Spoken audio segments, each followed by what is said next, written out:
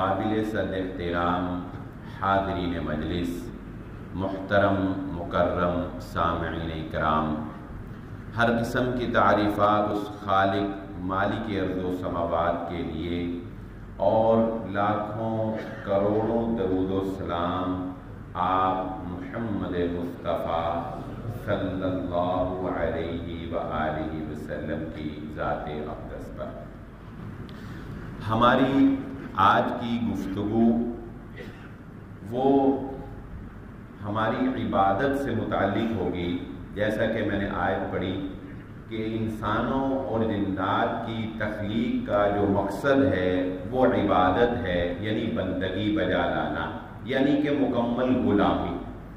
یہ اپنے اندر ایک جامع مفہوم رکھتا ہے لفظ عبادت، لیکن اصطلاحی طور پر عام جب ہم عبادت کا لفظ بولتے ہیں تو ہم اس سے مراد یہی عبادات لیتے ہیں، جیسا کہ نماز ادا کرنا، جیسا کہ حج ادا کرنا، عمرہ ادا کرنا، نماز کے روزے رکھنا، کوئی ذکر و اذکار کرنا، یعنی ان چیزوں کو ہم عبادت گردانتے ہیں۔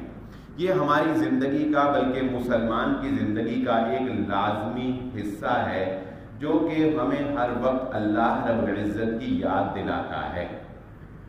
آج ہم اپنی عبادت کے اندر پائی جانے والی چند کمیاں اور کوتاہیاں جو صرف سستی کی وجہ سے ہیں، علم بھی ہوتا ہے، پتہ بھی ہوتا ہے، بسا اوقات نہیں پتہ ہوتا، بسا اوقات کسی چیز کا علم بھی ہوتا ہے، لیکن محض یاد دہانی نہ ہونے کی وجہ سے یا سستی اور کاہلی کی وجہ سے ہم اپنی نمازوں میں کمیاں اور کوتاہیاں چھوڑ جاتے ہیں۔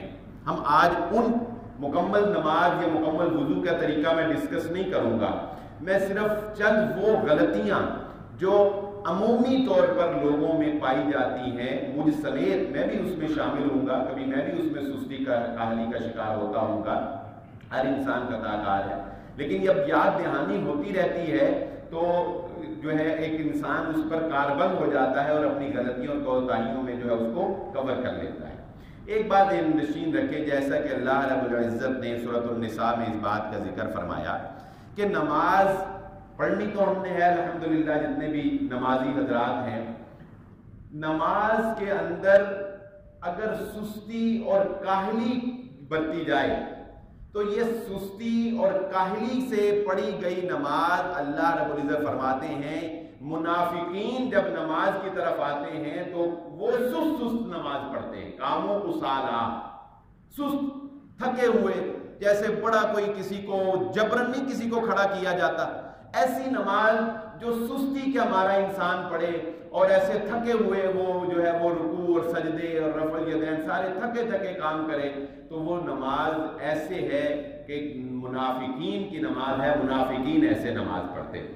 اور دوسری بات ریاکاری تو خیر وہ تو ہر عمل کو ہی ضائع کر دیتی ہے، اور دوسری بات جو اس آیت میں اللہ رب العزت نے ذکر کی سورۃ النساء آیت نمبر 146 میں، اس کے آخر میں وہ کیا کہ منافقین کی نماز ایسی ہوتی ہے کہ اس میں ذکر بہت کم ہوتا ہے، ذکر بہت کم، یعنی بس جلدی جلدی ختم کرے، کہ جبرن دکھاوے کی جو نماز ہے، عبادت تو وہ تھی نہیں، وہ تو صرف ایک خانہ پوری کرنے کے بھی ہم بھی مسلمان ہیں، تمہارے پیچھے نماز پڑھتے ہیں۔ تو اس لیے یہ بات ذہن نشین رکھ لیں کہ نماز کے اندر سستی سے نہیں کھڑے ہونا، کاہلی سے نہیں کھڑے ہونا، ہاں تھکاوٹ ہے تو ایک الگ چیز ہے، کوئی بوڑھا ہمارا بزرگ ہے تو وہ ایک الگ چیز ہے، وہ اللہ رب العزت جانتا ہے، لیکن ایک فٹ انسان وہ بھی سستی کے ساتھ نماز پڑھے، یہ اس کو زیر نہیں دیتا۔ آئیے ہم اپنی گفتگو کا آغاز کرتے ہیں۔ نماز کا آغاز ہوتا ہے وضو کے ساتھ، نماز کا آغاز ہوتا ہے وضو۔ اگر کسی کا وضو ہی درست نہیں ہے تو اس کی نماز بھی درست ہو ہی نہیں سکتی، وضو ہوگا تو نماز ہوگی نا، اگر وضو ہی نہیں ہوا تو نماز بھی نہیں ہوگی۔ رسول اللہ صلی اللہ علیہ وسلم نے فرمایا من توضأ فاحسن الوضو، جس نے وضو کیا، آپ نے یہاں بات ختم نہیں کی بلکہ فرمایا فاحسن الوضو، اور بڑے اہتمام سے وضو کیا، وضو تو کیا لیکن وضو کیا کیا، بڑے اہتمام سے وضو کیا، پورے خیال سے وضو کیا، اس کے ہر قطرے کے بدلے اللہ رب العزت اس کے گناہوں کو معاف فرما دیتا ہے۔ وضو کے اعضاء میں جن اعضاء کا دھونا لازمی ہے، یاد رکھ لیجئے ان میں ہر جگہ پر پانی پہنچانا ضروری ہے۔ اگر ایک سپاٹ بھی چھوٹا سا بھی اتنی سی جگہ بھی خشک رہ جائے گی تو آپ کا وضو نہیں ہوگا۔ رسول اللہ صلی اللہ علیہ وآلہ وسلم مسجد میں تشریف فرماتے، چند لوگ آئے، ان کی ایڑیاں جو ہیں وہ خشک تھی، آپ نے فرمایا ویل للعقاب، خشک ایڑیوں والوں کے لیے ہلاکت ہے، یہ ہلاک ہو گئے۔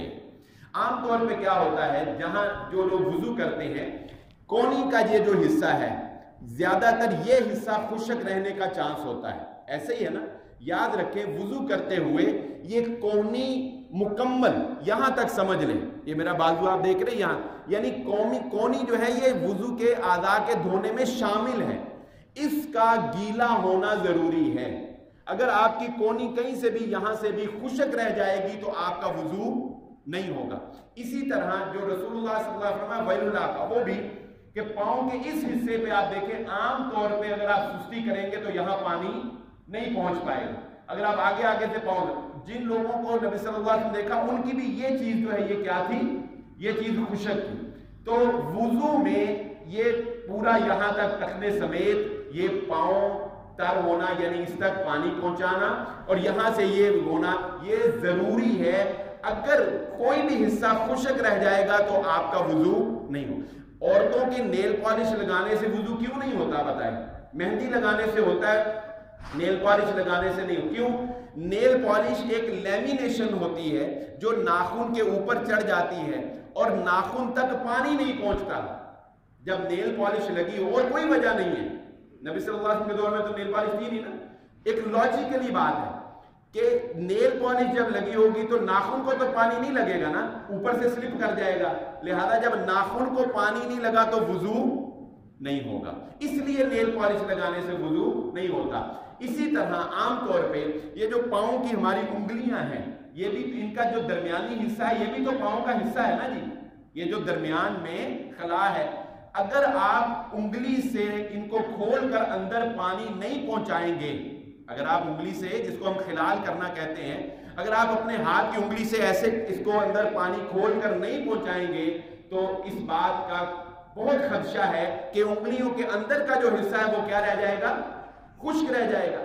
تو اگر وہ حصہ خشک رہ گیا تو آپ کا وضو نہیں ہوا۔ جب آپ کا وضو نہیں ہوا تو آپ کی نماز بھی نہیں ہوگی۔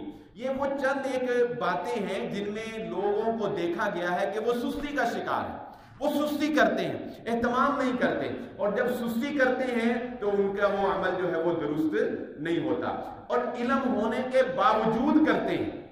جیسا کہ میں نے کہا کہ چلو جس کو علم نہیں ہے وہ تو ایک اور بات ہے، لیکن علم ہونے کے باوجود کرتے ہیں۔ اسی طرح اکثر لوگ جب مسح کرتے ہیں، دیکھیں یہ باتیں جو میں بیان کر رہا ہوں ان میں سے کچھ باتیں تو ایسی ہیں کہ جن کے غلط ہونے سے ہماری عبادت ہوگی نہیں، کچھ باتیں ایسی ہیں جن کی کمی کوتاہی سے یہ تو نہیں کہا جاتا کہ نماز ہوگی نہیں یا وضو ہوگا نہیں، لیکن اس سے وضو کے یا نماز کے حسن میں کمی آ جائے گی، اس کی کوالٹی میں کمی آ جائے گی، اس کی فنشنگ میں کمی آ جائے گی۔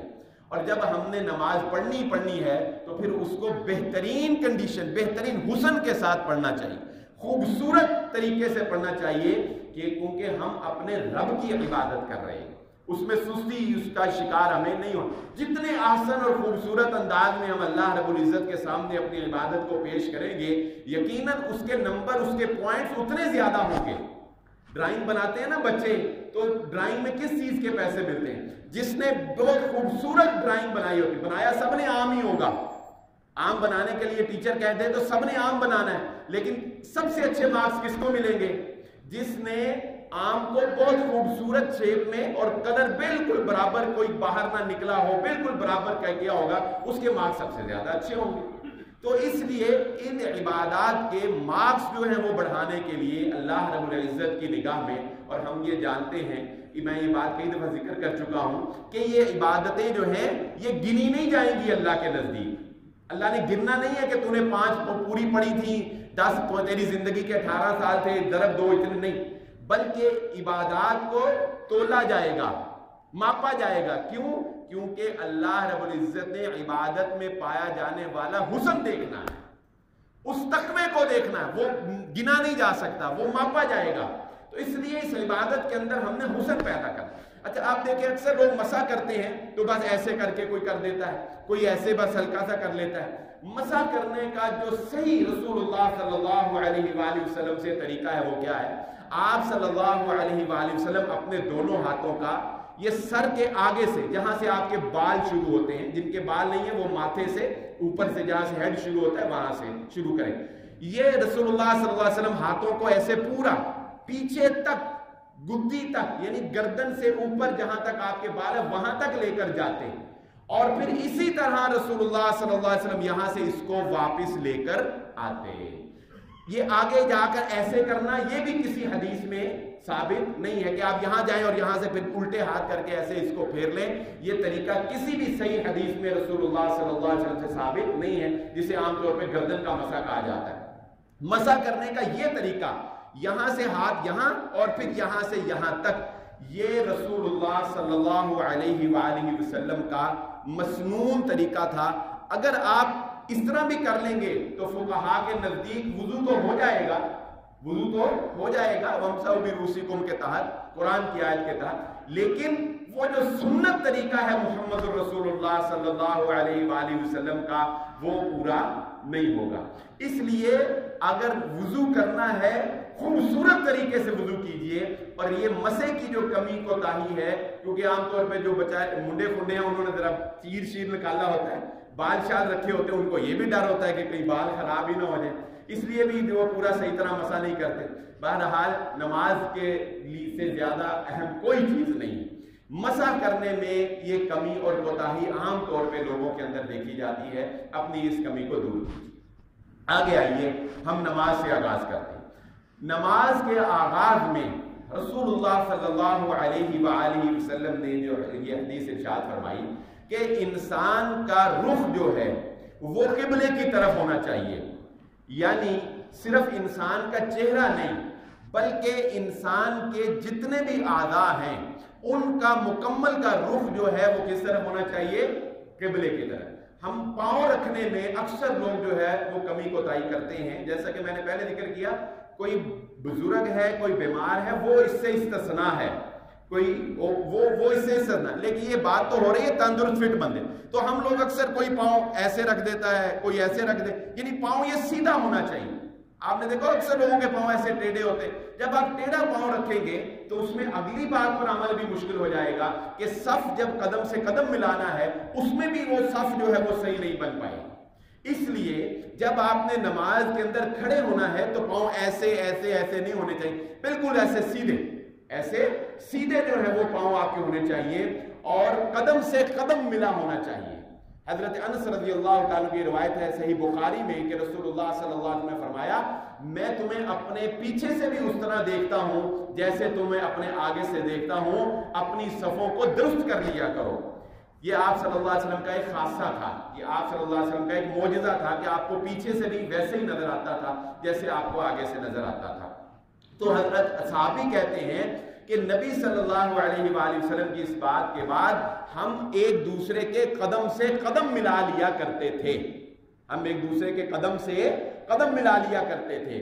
تو صف بندی، نماز کے آغاز سے قبل صف بندی کا اہتمام دونوں طرح ہونا چاہیے، صف سیدھی بھی ہونی چاہیے۔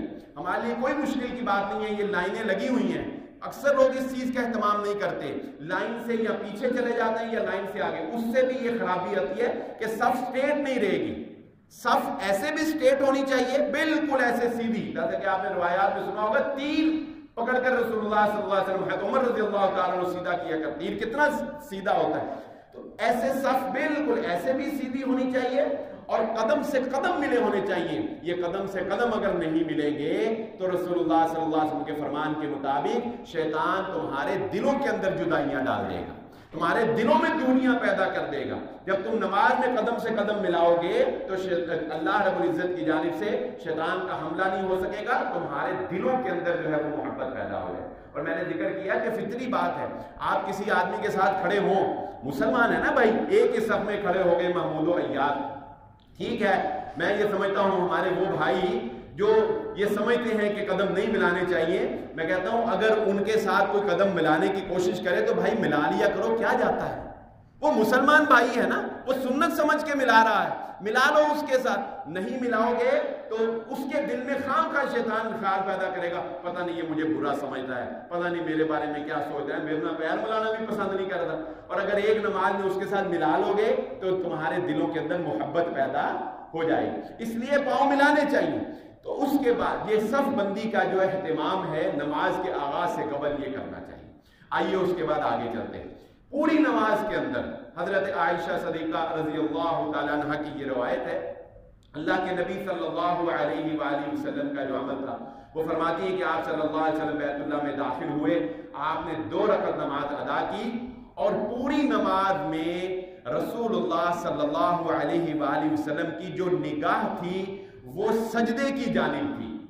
پوری نماز, آپ رکوع میں جائیں, آپ تشہد میں بیٹھیں, آپ قیام میں کھڑے ہوں, راجح قول کے مطابق آپ کی نظر جو ہے, آنکھیں جو کھلی ہوں تو آپ کی نگاہ کہاں ہونی چاہیے, سجدے کی جانب آپ کی نگاہ جو ہے وہ ہونی چاہیے, جیسا کہ حضرت عائشہ صدیقہ رضی اللہ تعالیٰ عنہ کی رسول اللہ صلی اللہ علیہ وسلم کی روایت.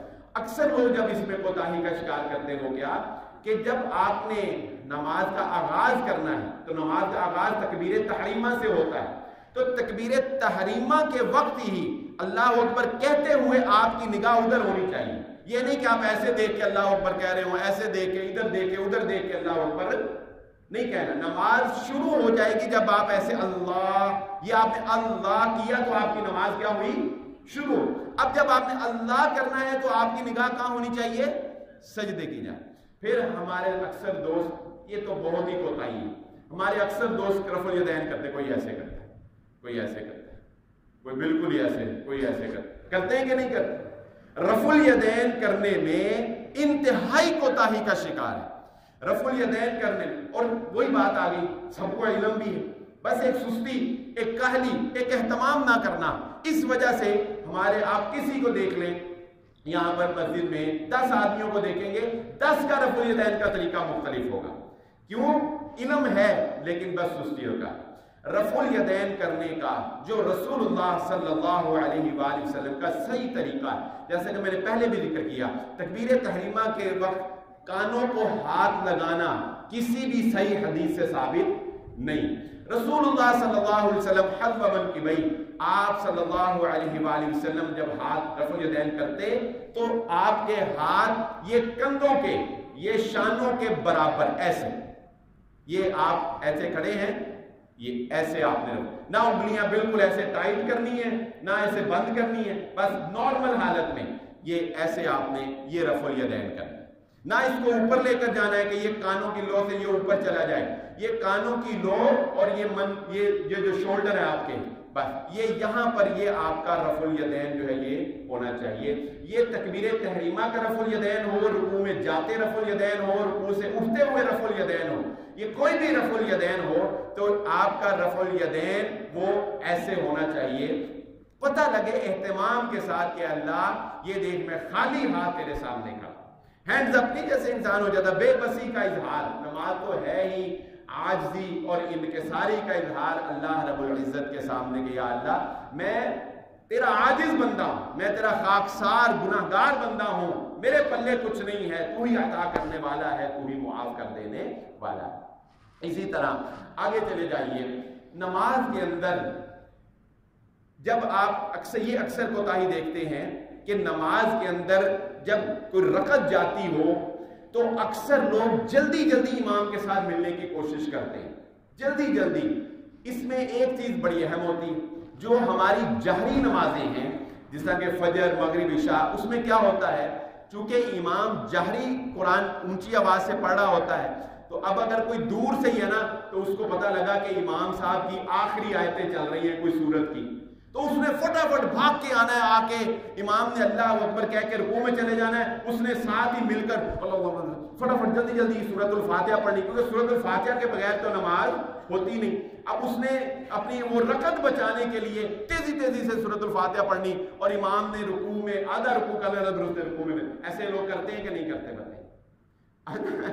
ہونا کیا ہے، چند سیکنڈ کی ایک رکعت، زیادہ ہی ثواب ملے گا۔ اگر ایک رکوع 2 سجدے زیادہ ہو جائیں گے تو زیادہ ہی ثواب ملے گا، اور جا کے کون سا تمہیں کوئی ٹرین پکڑنی۔ لیکن بس ایک شیطان نے انسان کی طبع کے اندر ایک جلد بازی، کرنا کچھ نہیں ہوتا لیکن ایویں بس اشارہ توڑ کے نکل جانا، آگے جا کے ٹریفک جام بے شک آدھا گھنٹہ کھڑا ہونا پڑ جائے، کرنا کچھ نہیں لیکن اشارہ توڑ کے نکل جائے۔ تو یہ ایک شیطان، جیسا کہ نبی صلی اللہ علیہ وسلم نے فرمایا الہجرۃ من الشیطان، جلد بازی جو ہے یہ شیطان کی طرف سے ہوتی۔ تو ایسا کوئی ضروری کام نہیں ہوتا بعد میں کہ نماز پڑھنے کے بعد بڑا ضروری کوئی کام ہے، نہیں، بس ایسے ہی ایک رکعت بچانے کے شوق میں جو ہے وہ اپنی عبادت کے حسن کو ختم کر لیتے ہیں۔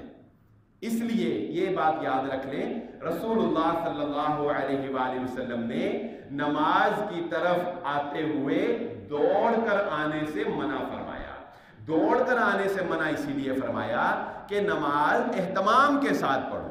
اس لیے امام کے ساتھ جب آپ ملیں، اگر وہ رکوع میں چلا گیا ہے، جا رہا ہے، اگر آپ اطمینان سے سورۃ الفاتحہ پڑھ سکتے ہیں تو پڑھیں، اگر نہیں پڑھی جا رہی سورۃ الفاتحہ تو کوئی مسئلے کی بات نہیں، آپ رکوع میں امام کے ساتھ مل جائیں اور اپنی وہ رکعت جو ہے اس کو دوبارہ پورا کر لیں۔ یہ جلد بازی جو ہے اس سے اجتناب کریں، یہ ہمارے عبادت کے حسن کو ختم کرتی ہے۔ امام کے ساتھ نماز میں ملنے کا جہاں تک تعلق ہے تو رسول اللہ صلی اللہ علیہ وآلہ وسلم کے فرمان کے مطابق جس حالت میں بھی تم امام کو پاؤ اسی حالت میں امام کے ساتھ شامل ہو جاؤ، جس حالت میں بھی۔ اس میں لوگوں کو شاید علم نہیں ہوتا، یا بعض لوگ کیا کرتے ہیں، اگر امام صاحب سجدے میں ہیں تو وہ اللہ اکبر کہہ کے پہلے ہاتھ باندھتے ہیں، پھر شاید کچھ پڑھتے بھی ہیں، پھر اللہ اکبر کہہ کے سجدے میں جاتے ہیں۔ یہ طریقہ کہیں کسی حدیث میں رسول اللہ صلی اللہ علیہ وسلم ثابت نہیں۔ بعض لوگ کیا کرتے ہیں، بعض لوگ انتظار کرتے ہیں، کیونکہ رکعت تو ان کی چلی گئی ہوتی ہے، رکعت تو اب امام اگر سجدے میں ہے اور وہ آئے ہیں تو رکعت تو شمار نہیں ہونی، تو وہ کہتے ہیں کہ چلو تھوڑی دیر کھڑے ہی ہو جائیں، انتظار کرتے ہیں حتیٰ کہ امام جب کھڑا ہوتا ہے تو اگلی رکعت میں وہ اس کے ساتھ ملتے ہیں۔ یہ دونوں طریقے غلط ہیں، دونوں طریقے۔ صحیح طریقہ کیا ہے؟ رسول اللہ صلی اللہ علیہ وسلم کے فرمان کے مطابق امام کو جس حالت میں بھی پاؤ، اللہ اکبر کہا، امام سجدے میں ہے، اللہ اکبر کہا، سیدھا سجدے میں چلے جاؤ۔ امام رکوع میں ہے، اللہ اکبر کہا، سیدھے رکوع میں چلے جاؤ۔ امام تشہد میں، اللہ اکبر کہا، سیدھا تشہد میں چلے جاؤ۔ جس حالت میں بھی امام ہے اسی حالت میں امام کے ساتھ شامل ہو جاؤ، نہ تو وہ ہاتھ باندھ کے پڑھ کے بعد میں جانا، اور نہ ہی امام کا انتظار کرنا کہ وہ اگلی رکعت شروع کرے تو پھر جو ہے وہ میں امام کے ساتھ جو ہے وہ ملوں گا۔ اسی طرح رکوع کرنے میں بھی آج کل کیونکہ کمر درد کا بھی بڑا مسئلہ ہے، یہ ہمارے بزرگ جو ہیں یہ کرسیوں پہ بیٹھے ہیں، ان کے لیے بھی میں ایک بات ذکر کر دیتا ہوں کہ بیٹھ کر نماز پڑھنے کی شریعت نے اجازت دی ہے۔ کرسی پر بیٹھ کر بھی آپ پڑھ سکتے ہیں، کسی بھی چیز پر بیٹھ کر پڑھ سکتے ہیں، لیکن یہ اس صورت میں ہوتا ہے جب آپ زمین پر بیٹھ کر بھی نماز نہیں پڑھ سکتے۔ پہلا درجہ کیا ہے؟ آپ نے جتنا عمل کر سکتے، لا یکلف اللہ نفسا الا وسعہا، جتنا آپ بہتر سے بہتر عمل کر سکتے ہیں اتنا آپ نے کرنا ہے۔ پہلا طریقہ کیا ہے کہ آپ نے نماز کھڑے ہو کر پڑھنی۔ اچھا جی، آپ کو کمر کا پرابلم ہے، گھٹنوں کا پرابلم ہے، آپ کھڑے ہو کر نہیں پڑھ سکتے۔ دوسرا طریقہ، رسول اللہ صلی اللہ علیہ وآلہ وسلم زمین پر بیٹھ کر نماز پڑھا کرتے تھے۔ اس وقت بھی تخت اور موڑے اور کرسیاں یہ ہوتی تھی نا، یہ چیزیں اوپر بیٹھنے۔ آپ صلی اللہ علیہ وسلم نے جب بیٹھ کر نماز پڑھی ہے تو کہاں پڑھی ہے؟ زمین پر بیٹھ کر۔ اس لیے دوسرا طریقہ کیا ہوا بیٹھ کر نماز پڑھنے کا؟ زمین پر بیٹھ کر، زمین پر جسے ہم چونکڑی مارنا کہتے ہیں، اس طرح بیٹھ کر بھی پڑھی جا سکتی ہے، اور جس طرح آپ تشہد میں بیٹھتے ہیں اس طرح بیٹھ کر بھی پڑھی جا سکتی ہے۔ اگر یہ تیسرا درجہ ہے، یہ جو کرسی ہے یہ تیسری سٹیج ہے کہ اگر کوئی بھائی زمین پر بیٹھ کر بھی نہیں پڑھ سکتا تو اس کو کوئی پرابلم ایسی ہے تو پھر وہ کرسی پر بیٹھ کر پڑھ لے گا اور اس کے آگے پھر لیٹ کر اشارے سے جو اللہ تعالیٰ سب کی حفاظت فرمائے. تو یہ سٹیپ بائی سٹیپ آگے جانا چاہیے. یہ نہیں کہ آپ پہلی سٹیج پر ہی جو ہے وہ ریلیکس ہو جائیں. اچھا آگے چلیے ہم اپنی گفتگو لے کے آگے چلتے ہیں. رکوع کا جو طریقہ ہے وہ بھی یہی ہے کہ آپ, کیونکہ میرے پرابلم ہے کمر کی, میرا وہ کمر جو ہے بالکل سیدھی نہیں ہوتی, لیکن کوشش یہ کرنی چاہیے کہ آپ کی کمر جو ہے وہ بالکل ایسے سٹیٹ ہو, گھٹنے کو آپ نے ایسے پکڑنا ہے اور یہ خم اس میں نہ آئے, یہ آپ کی بازو جو ہے یہ بھی ایسے ٹائٹ ہو. تو ایسے الرٹ جیسے بندہ نہیں ہوتا, ایسے الرٹ کر کے ایسے آپ نے ایسے گھٹنے کو پکڑا ہوا ہو اور آپ کی کمر جو ہے وہ ایسے سیدھی ہو, اس طرح سے آپ رکوع کریں تو یہ بالکل صحیح طریقہ رکوع کا ہے. لیکن اگر کوئی کمزوری ہے, کوئی مسئلہ ہے, تو وہ آپ اس میں لچک جو ہے وہ بہرحال آ سکتی ہے. اللہ اکبر سمیع اللہ لمن حمدہ کہہ کر آپ نے کھڑے ہو جانا ہے. اس کے بعد آپ نے سجدے میں چلے جانا ہے.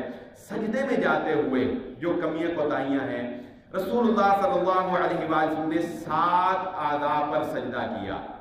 7 اعضاء پر.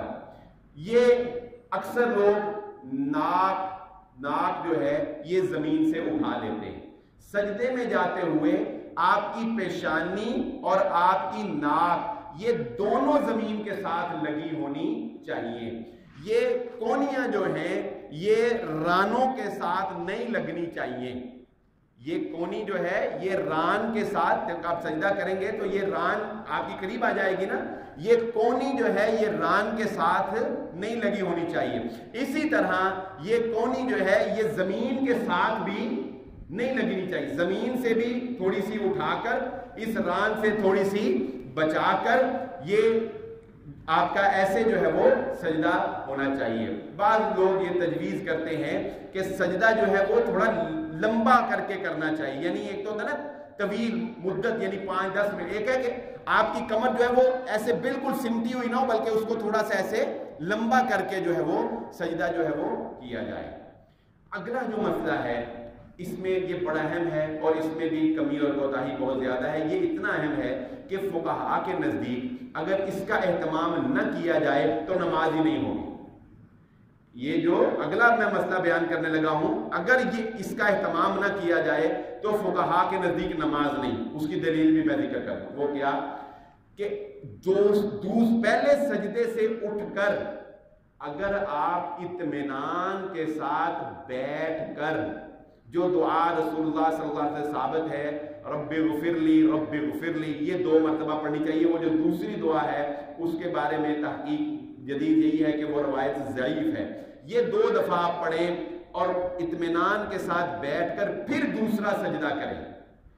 اگر آپ پہلے سجدے کے بعد اٹھتے ہیں اور فوراً دوسرا سجدہ کر دیتے ہیں تو فقہاء حدیث سے استدلال کرتے ہوئے کہتے ہیں آپ کی نماز ہی درست نہیں. کیوں؟ اس لیے کہ اللہ کے نبی صلی اللہ علیہ وآلہ وسلم کے سامنے ایک شخص نے نماز پڑھی. نماز پڑھ کے وہ آیا, آپ صلی اللہ علیہ وسلم نے فرمایا دوبارہ نماز پڑھ, تو نے نماز نہیں پڑھی, یعنی کہ تیری نماز ہوئی نہیں. اس نے پھر نماز پڑھی, وہ نماز پڑھ کے پھر اللہ کے نبی صلی اللہ علیہ وسلم کے پاس آیا, آپ صلی اللہ علیہ وآلہ وسلم نے اس کو فرمایا دوبارہ نماز پڑھ, تیری نماز نہیں ہوئی, تو نے نماز گویا پڑھی ہی نہیں. تو پھر اس نے کہا کہ اللہ کے نبی صلی اللہ علیہ وسلم آپ مجھے بتائیے کہ میں کس طرح نماز پڑھوں, میں تو عاجز آ گیا. تو اس حدیث میں ساری نماز اللہ کے نبی صلی اللہ علیہ وسلم نے اسے سکھائی اور اس کو یہ بتایا کہ اہتمام سے آرام سے رکوع کر, اہتمام سے آرام سے سجدہ کر. تو بطور خاص جو اللہ کے نبی صلی اللہ علیہ وسلم نے بات بتائی وہ کیا کہ دونوں سجدوں کے درمیان اتنی دیر بیٹھ کے ہر عضو جو ہے وہ اپنی جگہ پر آ جائے, پھر دوسرا سجدہ کر. دونوں سجدوں کے درمیان اطمینان سے بیٹھو. اس بات کا ذکر رسول اللہ صلی اللہ علیہ وسلم نے اس حدیث میں بطور خاص کیا. کیا مطلب کہ وہ بندہ دونوں سجدوں کے درمیان آرام سے بیٹھتا نہیں تھا. سجدہ کی اکثر دیکھا لوگوں کو, سجدہ کیا اٹھے ساتھ ہی دوسرا سجدہ کر, ابھی ہڈیاں اپنی جگہ پر واپس پہنچتی بھی نہیں ہیں, دوبارہ وہاں پر پہنچی نہیں, ساتھ ہی سجدہ کر دی. اگر کوئی ایسا کرتا ہے تو اس حدیث سے استدلال کرتے ہوئے فقہاء کہتے ہیں کہ اس کی نماز ہوتی ہی نہیں. اس کے بعد طاق رکعتوں میں جلسہ استراحت کرنا بھی رسول اللہ صلی اللہ علیہ وآلہ وسلم سے ثابت ہے، اللہ کے نبی صلی اللہ علیہ وآلہ وسلم کی سنت ہے۔ جلسہ استراحت کیا ہے؟ لوگ اس کا اہتمام نہیں کرتے یا علم نہیں ہے۔ طاق رکعتوں میں یہ ہوگا، اور طاق رکھتے ہیں یعنی پہلی اور تیسری رکعت میں، دوسری میں تو تشہد ہوتا ہے اور چوتھے میں بھی تشہد ہوتا ہے۔ وہ کیا؟ 2 سجدے کرنے کے بعد سجدہ کھڑے نہیں ہونا، بلکہ اللہ کے نبی صلی اللہ علیہ وآلہ وسلم کا طریقہ کیا تھا جو صحابی نے ذکر کیا؟ 2 سجدوں کے بعد پہلے اطمینان سے بیٹھنا، دوسرے سجدے کے بعد اطمینان سے بیٹھنا اتنا ہونا چاہیے کہ ہر عضو اپنی جگہ پر لوٹ آئے، بس ہر عضو، ہڈیاں جہاں پہ تھی بیٹھ کر وہاں پر دوبارہ لوٹ آئیں، اپنی جگہ پر بیٹھنا، اور بیٹھ کر پھر آپ نے کھڑے ہونا ہے۔ یہ رسول اللہ صلی اللہ علیہ وآلہ وسلم کا طاق رکعتوں کے اندر آپ صلی اللہ علیہ وآلہ وسلم کا طریقہ تھا۔ جلسہ استراحت اسے بولا جاتا ہے، جو کہ رسول اللہ صلی اللہ علیہ وسلم ثابت ہے، اور اکثر لوگ اس بات کا اہتمام نہیں کرتے۔ رفع الیدین کرنے کے بارے میں بعض لوگ جو ہے وہ ایک غلطی کرتے ہیں اضافی طور پر۔ حضرت عبداللہ بن عمر رضی اللہ تعالیٰ عنہ سے یہ روایت ہے کہ تیسری رکعت میں 2 رکعت کے بعد تیسری رکعت کے لیے جب کھڑا ہوا جائے تو رفع الیدین کی جائے۔ یہ حضرت عبداللہ بن بخاری کی روایت عبداللہ بن عمر رضی اللہ تعالیٰ عنہ سے ثابت ہے، تو رفع الیدین کی جائے۔ اچھا یہ تو ہو گیا، امام صاحب بھی کریں گے، مقتدی بھی، لیکن اسی بنیاد پر اکثر لوگ یہ غلطی کر جاتے ہیں کہ جب وہ امام سے لیٹ ملتے ہیں، یعنی ان کی 3 رکعت رہ گئی ہیں یا 1 رکعت رہ گئی ہے، تو جب امام سلام پھیر لیتا ہے تو کھڑے ہو کر انہوں نے اپنی باقی نماز پڑھنی ہوتی ہے نا، تو اکثر لوگ کھڑے ہو کر رفع الیدین کرتے ہیں۔ اکثر لوگ کھڑے ہو کر، یہ جو اکثر کھڑے ہو کر رفع الیدین کیا جاتا ہے، یہ رسول اللہ صلی اللہ علیہ وسلم سے ثابت نہیں۔ اگر آپ کی تیسری رکعت ہے تو آپ رفع الیدین کریں گے، وگرنہ امام کے سلام پھیرنے کے بعد جو آپ نے رکعت پڑھنی ہے، آپ کی دوسری یا آپ کی چوتھی ہے، یعنی آپ کی 1 رہ گئی ہے، وہ رفع الیدین نہیں ہے۔ ایسی کوئی حدیث ثابت نہیں ہے کہ امام سلام پھیرے تم کھڑے ہو تو رفع الیدین کرو، یہ نہیں۔ ہاں اگر آپ کی تیسری ہے، آپ کی تیسری بنتی ہے، تو تیسری رکعت میں چونکہ رسول اللہ صلی اللہ علیہ وسلم سے رفع الیدین عبداللہ بن عمر رضی اللہ تعالیٰ کی روایت سے ثابت ہے، تو آپ رفع الیدین جو ہے وہ کریں گے۔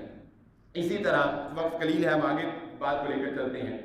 اکثر آپ نے دیکھا ہوگا سلام پھیرنے کے بعد اکثر لوگ جو ہے وہ جلدی جلدی جانے کی کوشش کرتے ہیں۔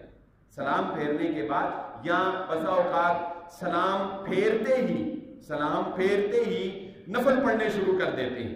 یہ دونوں طریقے غلط ہیں۔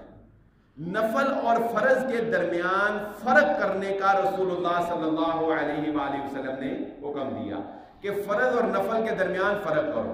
کیا مطلب؟ کہ پتہ لگنا چاہیے کہ اس بندے نے فرض پڑھ کے مکمل کر لیا اور اب یہ نفل پڑھ رہا ہے، اور مسنون طریقہ کیا ہے اس پر عمل کرنا چاہیے۔ سلام پھیرتے ہی فوراً نہ امام کو نہ مقتدی کو اٹھنا چاہیے، بلکہ کیا؟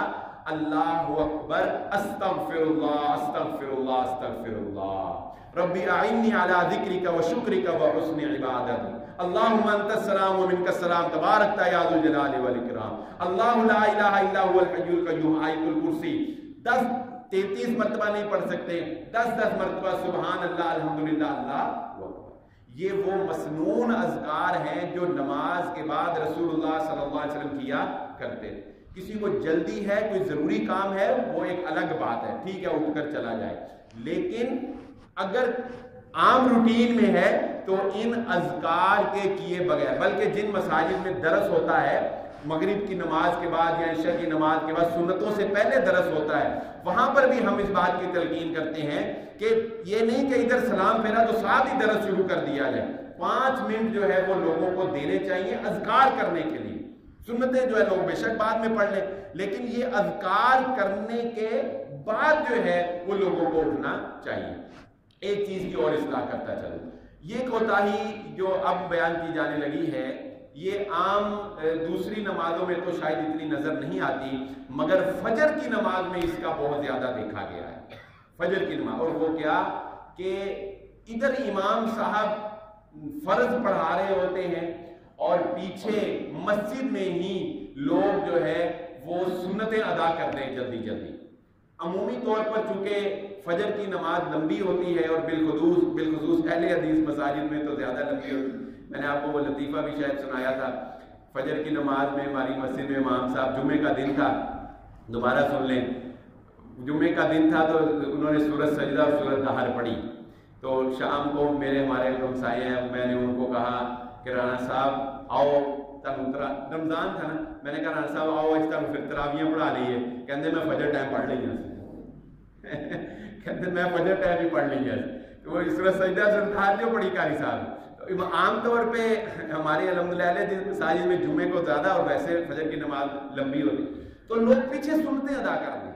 رسول اللہ صلی اللہ علیہ وآلہ وسلم نے فرمایا جب فرض نماز کی اقامت کہہ دی جائے تو کوئی اور نماز نہیں. جب فرض نماز کی اقامت کہہ دی گئی تو پیچھے کوئی اور نماز وہاں پہ ہو سکتی نہیں ہے. آپ کو فرض نماز کے ساتھ شامل ہونا ہوگا. ہاں رہ گئی سنتوں کی بات تو ایک صحابی کی اسی طرح سنتیں رہ گئیں. اس نے سلام پھیرنے کے فوراً بعد جو ہے وہ اٹھ کر نماز پڑھنا شروع کر دی، جبکہ ہم جانتے ہیں کہ فجر کی نماز کے بعد کوئی بھی نوافل پڑھنے سے رسول اللہ صلی اللہ علیہ وسلم نے منع فرمایا. تو اس نے 2 رکعتیں پڑھنی شروع کر دی. اللہ کے نبی صلی اللہ علیہ وآلہ وسلم نے پوچھا یہ تم نے کون سی نماز پڑھی؟ تو اس نے کہا کہ اللہ کے نبی صلی اللہ علیہ وسلم میری 2 فجر کی سنتیں رہ گئی تھیں وہ میں نے پڑھی. تو آپ صلی اللہ علیہ وسلم نے خاموشی اختیار کی. آپ صلی اللہ علیہ وسلم نے اس کو منع نہیں کیا کہ تم نے غلط کیا ہے. تم نے اس سے حدیث سے کیا پتہ چلا کہ روٹین نہیں ہونی چاہیے، ریگولر عمل یہی ہونا چاہیے کہ سنتیں گھر سے پڑھ کر آئی جائیں. لیکن اگر سنتیں رہ گئی ہیں تو اس کا مطلب یہ نہیں ہے کہ آپ امام کے فرض سلام پھیرنے سے پہلے پیچھے سنتیں پڑھتے رہیں اور اس کے بعد فرضوں میں آ کر مل جائیں. نہیں، بلکہ اس کے لیے آپ فرائض کے بعد جو ہے وہ سنتیں جو ہے وہ ادا کریں. یہ چند ایک وہ بات، ابھی بہت سی ایسی ہیں اور آپ کے علم میں ہوں گی جو کہ کمیاں کوتاہیاں ہیں، ہم اس کی طرف اس وقت قلیل میں نشاندہی نہیں کر پائے. لیکن کم از کم یہ ایک راہ آپ کو میں نے دکھا دی ہے کہ اپنی عبادتوں کے اندر حسن پیدا کریں. یہ کمیاں اور کوتاہیاں جو ہماری عبادات کے اندر صرف محض سستی اور کاہلی کی وجہ سے پائی جاتی ہیں، یہ ہمارے عبادات کے حسن کو ختم کر رہی ہیں. ہمیں حلاوت ایمانی جو ہے حلاوت عبادت جو ہے وہ میسر نہیں ہوتی. نماز تو پڑھنی ہے تو اس کو پھر اہتمام سے پڑھا جائے، شوق سے پڑھا جائے، لگن سے پڑھا جائے. تو ان کمیوں کوتاہیوں کو دور کریں. اللہ رب العزت سے دعا ہے جو کہا جو سنا اللہ رب العزت سمجھنے کی اور عمل کرنے کی توفیق عطا فرمائے.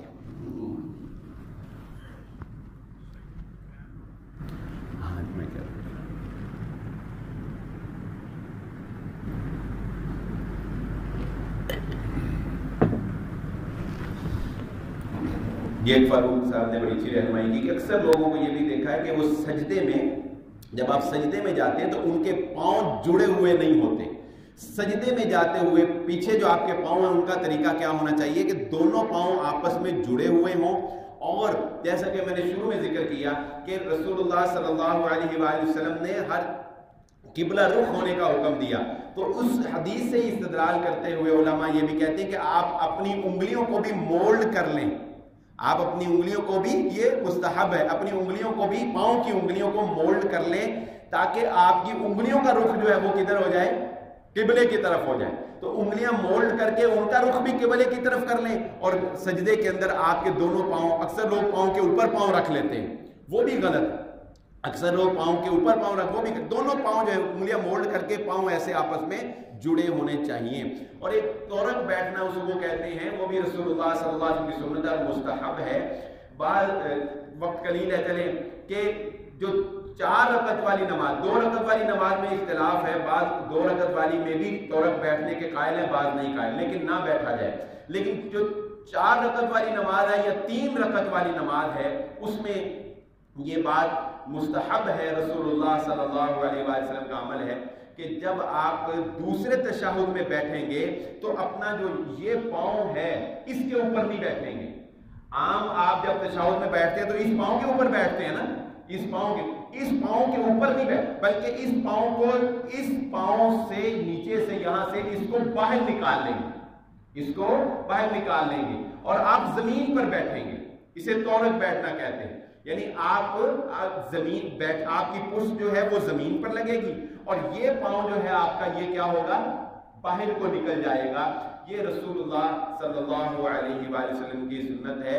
یہ اگر 3 رکعت والی نماز ہے تو آخری تشہد میں، 4 رکعت والی نماز ہے تو آخری تشہد میں، جو پہلا تشہد ہوتا ہے دوسری رکعت کا، اس میں تورک نہیں بیٹھا جاتا. الحمدللہ نحمده ونستعینه ونستغفره ونؤمن به ونتوکل علیہ ونعوذ باللہ من شرور انفسنا ومن سیئات اعمالنا من يهده الله فلا مضل له ومن يضلل فلا هادي له واشهد ان لا اله الا الله وحده لا شريك له واشهد ان محمدا عبده ورسوله. اللهم صل على محمد وعلى آل محمد كما صليت على إبراهيم وعلى آل إبراهيم إنك حميد مجيد. اللهم بارك على محمد وعلى آل محمد كما باركت على إبراهيم وعلى آل إبراهيم إنك حميد مجيد. ربنا آتنا في الدنيا حسنة وفي الآخرة حسنة وقنا عذاب النار. ربنا ظلمنا أنفسنا وإن لم تغفر لنا وترحمنا لنكونن من الخاسرين. اللهم إنا نعوذ بك من عذاب القبر ومن عذاب النار ومن فتنة المسيح الدجال. اللهم انصر المجاهدين في سبيلك في كل مكان. اللهم أعز الإسلام والمسلمين. اللهم أذل الشرك والمشركين. أما بعد فإن خير الحديث كتاب الله وخير الهدي هدي محمد صلى الله عليه وسلم وشر الأمور محدثاتها وكل محدثة بدعة وكل بدعة ضلالة وكل ضلالة في النار. سبحان ربك رب العزة عما يصفون وسلام على المرسلين والحمد لله رب العالمين.